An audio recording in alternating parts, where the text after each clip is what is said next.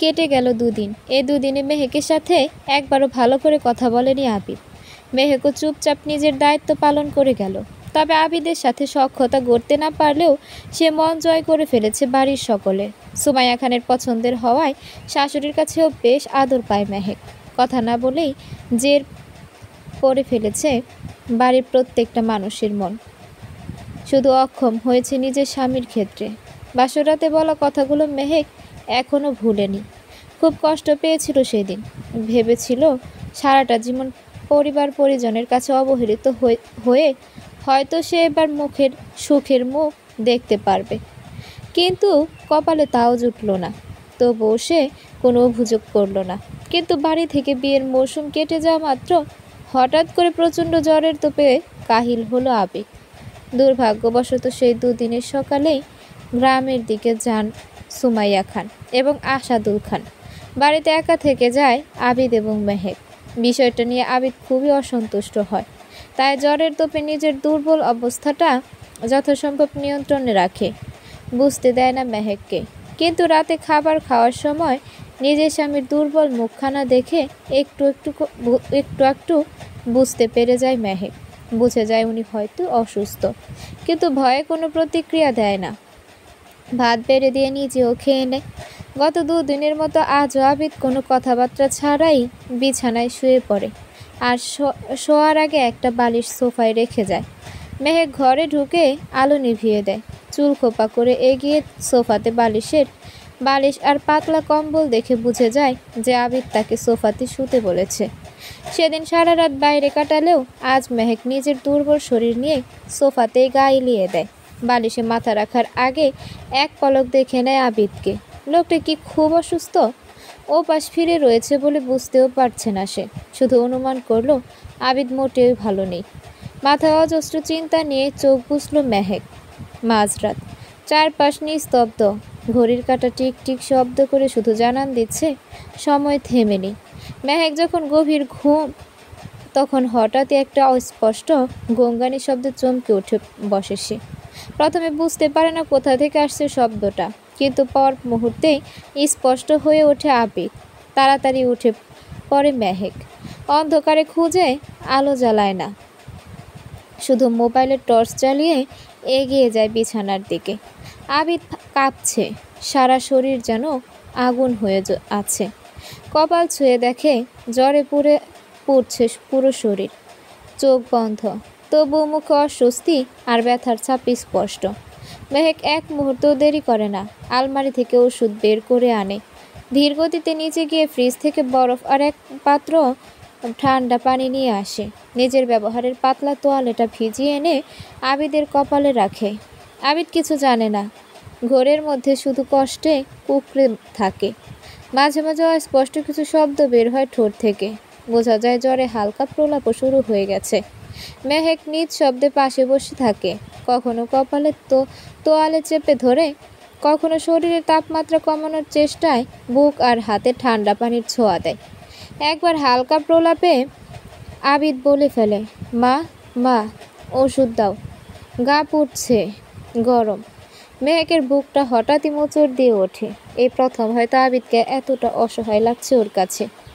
এই মানুষটাই তো তাকে একরাশ অবহেলা আর নিরাশ শক্তি দিয়ে রেখেছে এখন পর্যন্ত। তবু আজ এমন অবস্থায় তাকে একা ফেলে রাখা কি সম্ভব? রাত কেটে যায় ধীরে ধীরে। মেহেক বিছানা থেকে ওঠে না একবারও। কখনো পানির পাত্রে বরফ বদলায়, কখনো আবিদের ঠোঁটে পানি ছুঁইয়ে দেয়, আবার কখনো চেয়ে থাকে মুগ্ধতায়।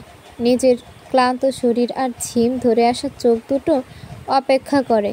সে যেন একটা প্রতিজ্ঞা করেই বসে, এই মানুষটাকে কিছুতেই কষ্ট পেতে দেবে না। ভোরবেলা হালকা আলো ফুটতে শুরু করে। আবিদের জ্বর যেন কিছুটা কমেছে। মুখের কষ্টের রেখা হালকা, নিঃশ্বাস ধীর গভীর। আর মেহেক মাথা নিচু করে সোজা বসে আছে বিছানার পাশে, হাতটা তখনও আবিদের কপালে, আর নিজের চোখ দুটো বন্ধ। ভোরের আলো পুরোপুরি ঘরে ঢুকে পড়লে জানালার পর্দা নড়ে উঠছে হালকা বাতাসে। পাখিরা ডেকে উঠছে একে একে। আবিদ ধীরে ধীরে চোখ মেলে। চোখের পাতায় যেন শত শত কাচের টুকরো খুলতেই কষ্ট। শরীরটা এখনও ক্লান্ত দুর্বল, মাথা ব্যথায় ঝিম ধরে আছে।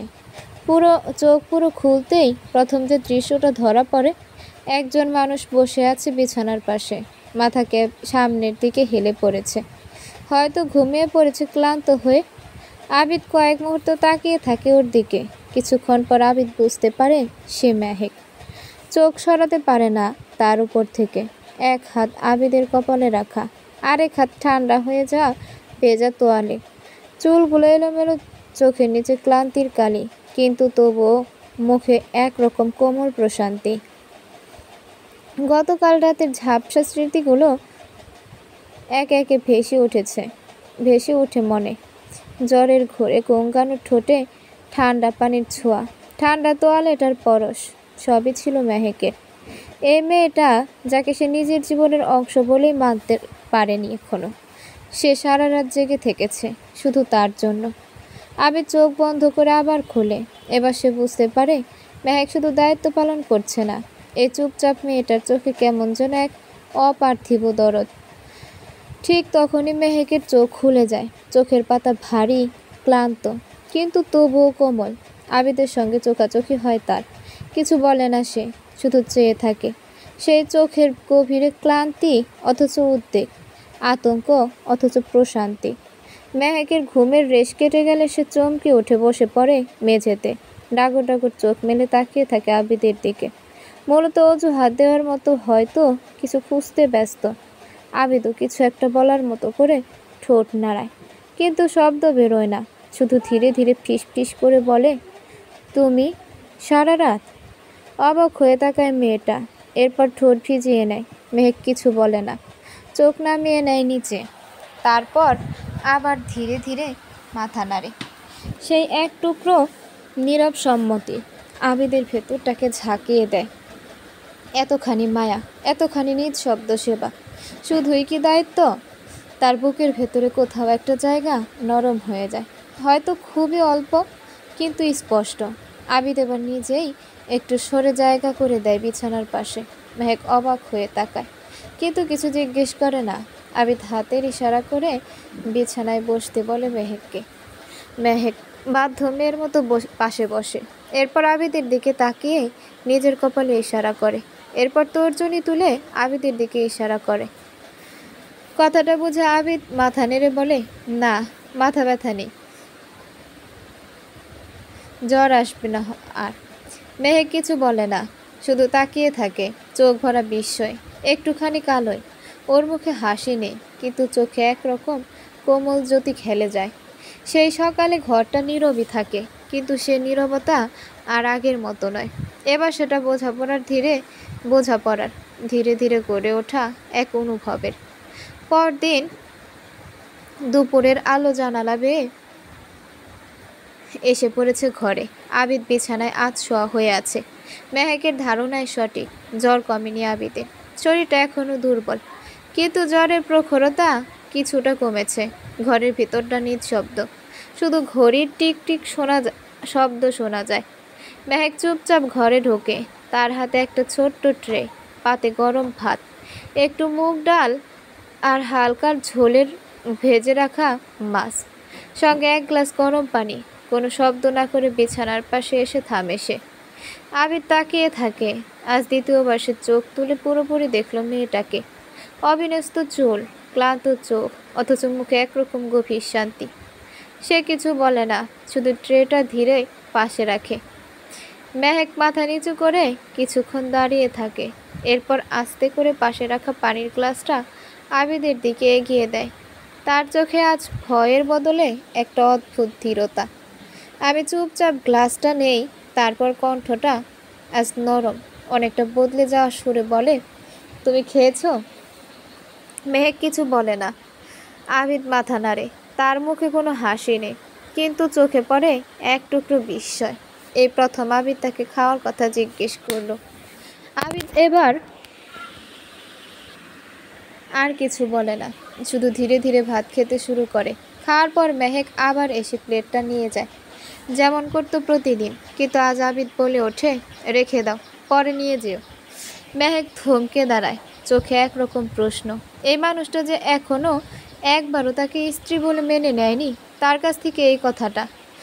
আবিদ মুখ জড়িয়ে জানালার দিকে তাকিয়ে থাকে, কিছু বলে না আর। কিন্তু তার মনে কিছু একটা হালকার হয়েছে আজ। মেহেকের চোখের ভাষা, সে নিস্তব্ধ রাতের সেবা, অমায়িক সহানুভূতি, সব যেন নিজের অজান্তে এক টুকরো জায়গা করে নিয়েছে তার ভেতরে। তার মনে একটা প্রশ্ন ঘুরতে থাকে, আমি কি তার সাথে ভুল করেছি? সেই দিনটায় তারা আর কথা বলেনি, তবে রাতের বেলা কেন যেন আবিদ পাশে জায়গা রেখে ঘুমিয়ে গেল, আর পাশের ফাঁকা জায়গাটাতে একটু ছোট্ট চিরকুটে লিখে রাখলো, বিছানায় ঘুমাতে পারো, দুজনের জায়গা হবে। প্রথমে চরম অবাক হলেও মুচকি হেসেছিল মেহেক। ভেবেছিল সব ঠিক হয়ে গেছে, অথচ আবিদ নামক নিষ্ঠুর মানুষটা তাকে বিছানার পাশে জায়গা দিলেও কথা বলেনি একটু। মেহেক এখনো চুপচাপ, আবিদও নির্বাক। কিন্তু এই নীরবতার ভেতর আজ একটুখানি জায়গা হয়েছে বোঝাপড়া। তবে বোঝা যায় আবিদ ধীরে ধীরে মেহেকের প্রতি একটু দুর্বল হয়েছে। কিছুদিন পর সন্ধ্যা নামছে। ঘরের কোনায় টেবিল ল্যাম্পটা জ্বালিয়ে বইয়ের পাতায় চোখ রাখার ভান করে বসে আছে আবিদ। ভেতরে ভেতরে সে বেশ অস্থির। মেহেক আজ কিছুক্ষণ হলো বারান্দায় বসে আছে, একটা ছোট কাপ গরম চা নিয়ে। খোলা চুলে হালকা বাতাস খেলছে। লাল বাদামি শালে জড়ানো সেই মেয়েটাকে আজ হঠাৎ একটু বেশি সুন্দর লাগছে। অদ্ভুত মায়া। আবিদ বারবার চোখ তুলে তাকাচ্ছে, আবার চোখ নামিয়ে নিচ্ছে। এভাবে কাটানোটা ঠিক কিনা এ প্রশ্নে মনে খচখচানি শুরু হয়। কিন্তু তারপর মেহেক হঠাৎ ঘাড় ঘুরিয়ে তাকায়। চোখে ধরা পড়ে একরাশ বিস্ময়।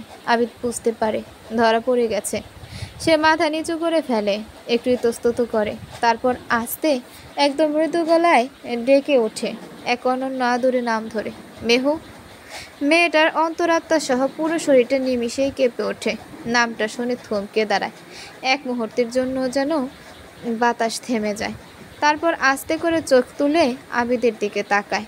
এই প্রথম তার নাম আবিদের ঠোঁট থেকে বের হলো, তা আবার আদুরে ভঙ্গিতে।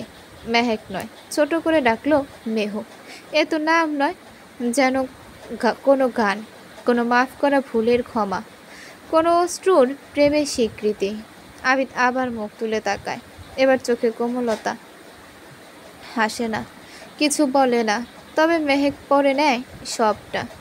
এক নিস্তব্ধ হাসি ফুটে ওঠে তার ঠোঁটে, চোখে চিকচিক করে ওঠে একটা জলবিন্দু। দুইজনেই চুপ, কিন্তু এই নীরবতার মধ্যেই প্রথমবার একটা অদৃশ্য বন্ধন গড়ে ওঠে যেন। আবিদ একটা শুকনো ঢুক গিলে জিজ্ঞেস করে বসলো, আজ রাতে আমার সাথে ঘুরতে যাবে? চমকের উপর যেন চমক খাচ্ছে বেচারি মেয়েটা। হুট করে একটা মানুষের এমন পরিবর্তন কি মেনে নেওয়া যায় নাকি? মেহেকের চোখ দেখে স্পষ্ট বোঝা যাচ্ছে যে মেয়েটা কি পরিমাণ অবাক হয়েছে। আবিদ তার দৃষ্টি দেখে থতমত খেল। প্রথমত সে এই চিন্তা মাথায় আনেনি সুমাইয়া খানের বদৌলতে আবিদ এই কথাটা বলতে পেরেছে মেহেককে। সে বাসর রাতে রাগের বসে মেহেককে উল্টো পাল্টা কথা বলল, পরে কেন জানি মায়া কাজ করছে তার। সুমাইয়া খানের সেই দিনের কথাগুলো বুকে লেগেছে। এখন মেহেকের দিকে তাকালে জগতে সব মায়াগুলো লাগছে তার। এটাই হয়তো বৈধ সম্পর্কের আকর্ষণ, কবুল শব্দটার ক্ষমতা। মেহেক কিছুক্ষণ চুপটি করে বসে থাকলেও ঠোঁট ভিজিয়ে সাহস করে সাইন ল্যাঙ্গুয়েজ ইউজ করে হাত নাড়িয়ে কিছু একটা বলল। অসহায় দৃষ্টি ফেলল আবিদ। সে তো সাইন ল্যাঙ্গুয়েজ জানেই না।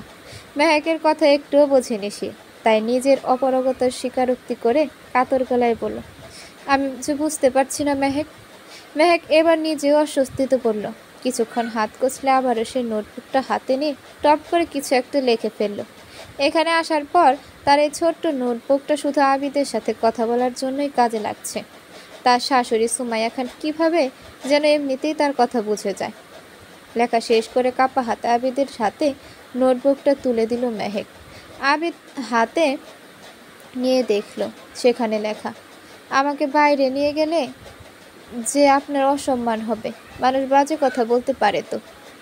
কেন যেন না চাইতেও আবিদের চোখের কোটর জল দ্বারা অপরিপূর্ণ হলো। টলমল করা চোখ জোড়া তুলে অসহায় দৃষ্টি ফেলে বলল, তাতে কি হয়েছে? কেন যেন না চাইতেও আবিদের চোখের কোটর জল দ্বারা পরিপূর্ণ হলো। টলমল করা চকচকে চোখ জোড়া তুলে অসহায় দৃষ্টি ফেলে বলল, তাতে কি হয়েছে? আবেদের গলা কেঁপে উঠল, চিবুক কাচ্ছে ঠোঁটটা, চোখে জমে থাকা জলগুলো আর আটকে রাখতে পারল না সে। গড়িয়ে পড়ল এক ফোঁটা। সে মিষ্টি হেসে মৃদু গলায় বলল, ইয়া বড় একটা চাঁদ উঠবে আজ। আমরা একসাথে ফুটপাত দিয়ে হাঁটবো, জ্যোৎস্না দেখব, নদীর পাড়ে বসে সময় কাটাবো, নদীতে পা ভেজাবো। এগুলোর জন্য তো কথা বলার প্রয়োজন নেই মেহেক, শুধু একটা নীল রঙা শাড়ি পরিহিত তুমি প্রয়োজন। একটু থেমে গভীর দৃষ্টিতে মেহেকের দিকে তাকিয়ে বলল, যেতে চাও না আমার সাথে? মেহেক স্তব্ধ বিমূঢ় হয়ে তাকালো। তার দৃষ্টি এবার কুয়াশায় ঢেকে গেছে, চোখের নিচে জল জমেছে, ঠোঁটে এক টুকরো থরথরানি। আবিদ আবারও বলে উঠল, আমার হাতে হাত রেখে যদি হাঁটতে হয়, আমি গর্ব নিয়ে হাঁটবো মেহেক। তুমি বোবা, এজন্য তোমার সম্মান কমে না, বরং যারা মানুষ চেনার আগে তার শব্দ খোঁজে, তাতেই চোখের দৃষ্টির অভাব। আমি চাই আজ রাতটায় তোমার পাশে হেঁটে যাই, এই চুপচাপ শহরে অলিগলি পেরিয়ে একটু মায়া ছুঁয়ে ফিরি। বলো না, যাবে তো? মেহেকের কি হলো কে জানে, নিজের স্বামীর অমন অসহায় মুখটা, কাতর কণ্ঠটা যেন নিমিষেই মন্ত্রমুগ্ধ করল তাকে।